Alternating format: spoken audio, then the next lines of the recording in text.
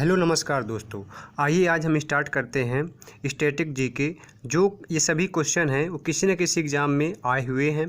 तो आइए चलिए स्टार्ट करते हैं और मैं आशा करता हूँ कि आपको ये क्वेश्चन बहुत ही अच्छे लगेंगे और आप कमेंट करके ज़रूर बताएं। तो आइए चलिए स्टार्ट करते हैं। देखिए पहला क्वेश्चन है हमारा, दिल्ली नगर की स्थापना किसने की थी? तो दिल्ली नगर की स्थापना की थी तोमर नरेश अंगपाल ने। बहुत ही इंपॉर्टेंट क्वेश्चन है, ये कई बार एग्जाम में पूछा गया है कि दिल्ली नगर की स्थापना किसने की थी? तो तोमर नरेश अंगपाल ने की थी। देखिए अगला क्वेश्चन है, अंतिम गुप्त शासक कौन था? अगर क्वेश्चन आ जाए कि अंतिम गुप्त शासक कौन था तो भानुगुप्त था। और गुप्त शासक हैं, इसकी स्थापना किसने की थी? तो श्रीगुप्त ने की थी। ये भी आपको ध्यान रखना है कि गुप्त काल की स्थापना किसने की थी? तो श्रीगुप्त ने की थी। और गुप्त वंश का अंतिम शासक कौन था? तो भानुगुप्त था। ये भी आपको ध्यान रखना है। मेगास्थनीज किसका राजदूत था? अगर क्वेश्चन आ जाए कि मेगास्थनीज किसका राजदूत था तो सेल्यूकस निकेटर का राजदूत था। देखिए अगला क्वेश्चन है, गुप्त वंश का संस्थापक कौन था? जो क्वेश्चन में पहले बता चुका हूँ तो वही देखिए आ गया है। गुप्त वंश का संस्थापक कौन था? तो श्रीगुप्त था। आदि मानव ने सर्वप्रथम क्या सीखा था? यानी आदि मानव ने जो है सर्वप्रथम क्या सीखा था? आग जलाना सीखा था। ध्यान रखना है।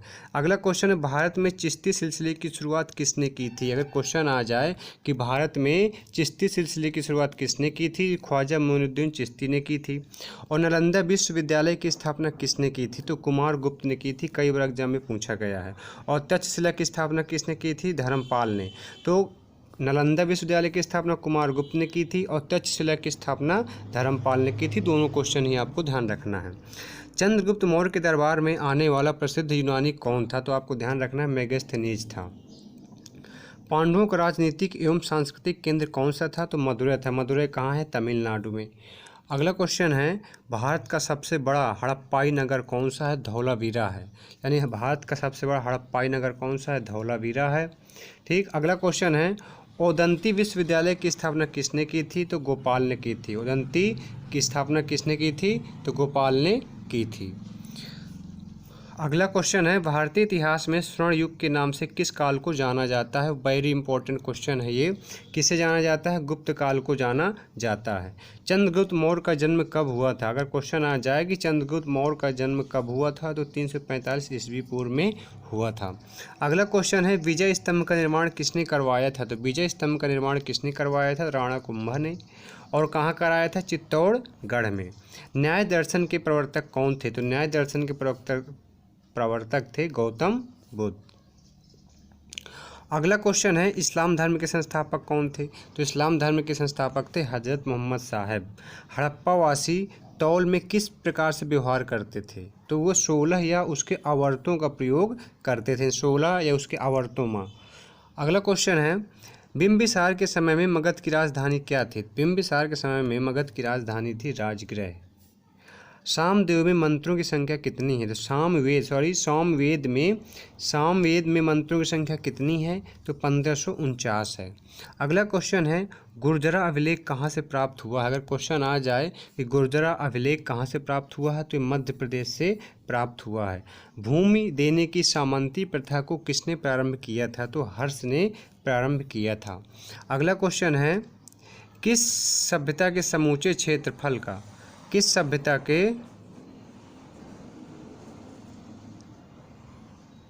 सिंधु सभ्यता के समूचे क्षेत्रफल का आकार कौन सा है? तो इसका क्वेश्चन है त्रिभुजाकार। सिंधु सभ्यता जो कैसी है? ये त्रिभुजाकार है ऐसे। ऋग्वेद में यमुना नदी का उल्लेख कितनी बार हुआ है? तो अगर क्वेश्चन आ जाए कि ऋग्वेद में यमुना नदी का उल्लेख कितनी बार हुआ है तो 3 बार हुआ है। ये भी आपको ध्यान रखना है। महावीर का जन्म कब व कहाँ पर हुआ था? तो आपको ध्यान रखना है कि महावीर का जन्म 540 ईस्वी पूर्व में वैशाली के कुंड ग्राम में हुआ था। सातवाहन वंश की नियुक्ति किसके द्वारा की गई थी? तो सिमुक के द्वारा की गई थी। अगला क्वेश्चन है, महात्मा बुद्ध की मृत्यु कब और कहाँ पर हुई थी? तो महात्मा बुद्ध की मृत्यु जो है 480 ईस्वी पूर्व में कुशीनगर उत्तर प्रदेश में हुई थी। अगला क्वेश्चन है कि सिकंदर और पोरस के बीच के युद्ध को क्या कहा जाता है या किस नाम से जाना जाता है? तो हाइडेस पीच का युद्ध या बितस्ता या झेलम का युद्ध के नाम से जाना जाता है, जो कब हुआ था? 326 ईस्वी पूर्व में हुआ था। बिंदुसार को अन्य किस नाम से जाना जाता है? तो बिंदुसार के देखिए अमित्र घात भी कहते हैं, अमित्र कोडस व सिंह सेन भी कहते हैं। ये अमित्र सेन के जो है उपनाम है, अन्य नाम से जाना जाता है, तो आपको ध्यान रखना है बिंदुसार को। महावीर के दामाद का नाम क्या था? तो महावीर के दामाद का नाम जमाली था। अगला क्वेश्चन है, तीसरी बौद्ध संगीत किसके शासनकाल में हुई थी? तीसरी बौद्ध संगीत जो है अशोक के शासनकाल में हुई थी। सबसे प्राचीन एवं प्रमाणित समृद्धि कौन सी है? तो मनुस्मृति जो है सबसे प्राचीन है, मनुस्मृति। आधुनिक रसायन विज्ञान के रूप में किसे सम्मानित किया जाता है? तो ये एंटोनी लेवोसियर को सम्मानित किया जाता है। अवध सारणी का आविष्कार किसने किया था? तो दिमित्री मेंडलीव ने जो है अवध सारणी का आविष्कार किया था। पृथ्वी के वायुमंडल में सबसे प्रचुर मात्रा में कौन सी गैस पाई जाती है? अगर क्वेश्चन आ जाए कि पृथ्वी के वायुमंडल में सबसे प्रचुर मात्रा में कौन सी गैस पाई जाती है, तो नाइट्रोजन 78.08% पाई जाती है। धान के खेतों और दलदल से कौन सी गैस निकलती है? तो मीथेन। मीथेन का फार्मूला क्या होता है? CH4। इसे मार्स गैस भी कहते हैं, दलदली स्थानों पर ही ये प्राप्त होती है। ऑटोमोबाइल निकास में कौन सा विषाक्त तत्व मौजूद होता है? तो आपको ध्यान रखना है, लीड ये गलत लिखा है, लेड होता है। लेड जिसे हम क्या कहते हैं? शीशा। यानी विषाक्त जो तत्व होता है शीशा होता है, जिसका सिंबल होता है Pb। ठीक, आपको ये भी ध्यान रखना है। किन गैसों के कारण अम्लीय वर्षा होती है? तो ये सल्फर डाइऑक्साइड, नाइट्रोजन ऑक्साइड के कारण होती है। माइक्रोचिप्स बनाने में किस धातु का उपयोग किया जाता है? क्वेश्चन आ जाए कि माइक्रोचिप्स बनाने में किस धातु का उपयोग किया जाता है, तो सिलिकॉन का उपयोग किया जाता है, इसका सिंबल होता है Si। सिलिकॉन नामक विषाक्त पदार्थ किसके कारण होता है? सिलिकॉन नामक जो है विषाक्त पदार्थ जो है सिलिकोसिस के कारण होता है। अगला क्वेश्चन है, विद्युत स्विच, कंप्यूटर डिस्क आदि के निर्माण के लिए किस बहुलक का उपयोग किया जाता है? तो एक प्रकार का प्लास्टिक होता है। अगला क्वेश्चन है, किस बहुलक के साथ रेडियो और टीवी के कैबिनेट बने होते हैं? तो पॉलीस्टीरीन के बने होते हैं। अगला क्वेश्चन, रेन कोट बनाने के लिए किस रसायन का उपयोग किया जाता है? जो हम लोग बारिश से बचने के लिए रेन कोट पहनते हैं तो वो जो है पॉलीविनाइल क्लोराइड के बने होते हैं, जिसे PVC बोलते हैं, PVC।